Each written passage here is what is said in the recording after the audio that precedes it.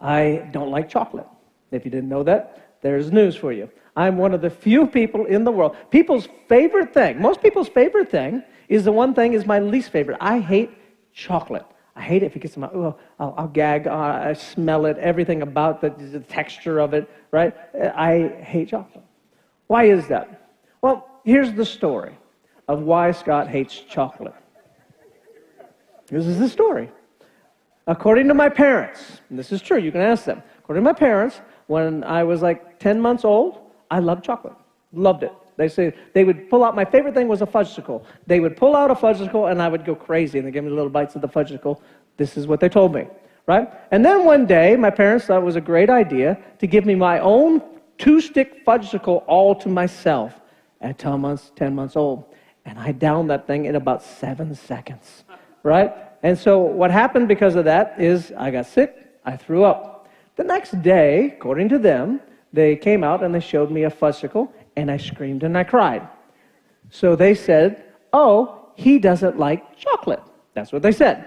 So for my entire life, every memory that I have, anytime chocolate came out at 4 years old, right? Somebody brings chocolate, my parents would go, he doesn't like chocolate, right? And then I began to say it at 3, 4, 5 years old, I don't like chocolate. I don't like chocolate. This is all I said. At 16 years old, my buddy Darren and me, we were driving down the road. He worked at Jack in the Box. He got a couple shakes. Got 2 chocolate milk shakes. And he said to me, he goes, oh, I got you a shake. And I go, what is it? He goes, chocolate. I go, I don't like chocolate.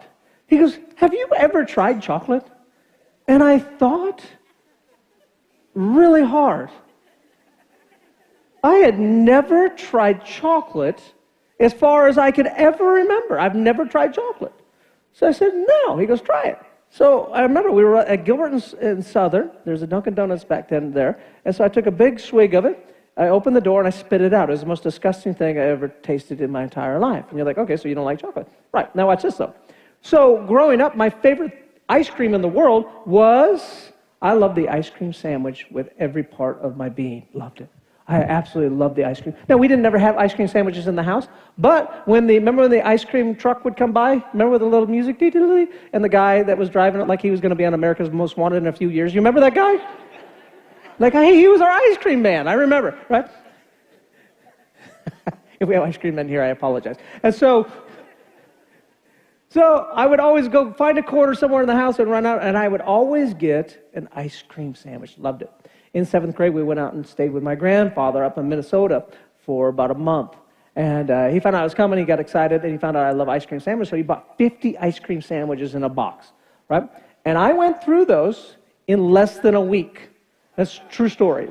And I remember we were down to like 5 of them, right? It was like day 6. It was 7 in the morning. He came in the kitchen, and I was eating an ice cream sandwich. And he's like, you don't like chocolate? And I go, I hate chocolate. He goes, you know the wafer is chocolate. And I looked at him, I go, no, it's not, because if it was chocolate, I wouldn't like it. And he goes, okay. And off he went onto his world, let me be in my ignorance. And it was a joy, and I enjoyed the rest of the ice cream sandwiches, loved it. Fast forward, I got married to Holly. I went grocery shopping, right? Now, growing up, we never had ice cream sandwiches in the house. But now I'm the man of the house. I'm grocery shopping. I said, I'm going to have ice cream sandwiches every week in my house because that's what I work for. And so I got me a box of ice cream sandwiches, got home, unloaded the groceries, put the ice cream sandwiches away, took one out, going to eat one right now, right before dinner. Why? Because I'm the man. I can do whatever I want. I'm eating an ice cream sandwich. Holly comes in, and she looks at me and she goes, I thought you don't like chocolate. I go, I don't. She goes, well, the wafer on the ice cream sandwich, you know that's chocolate.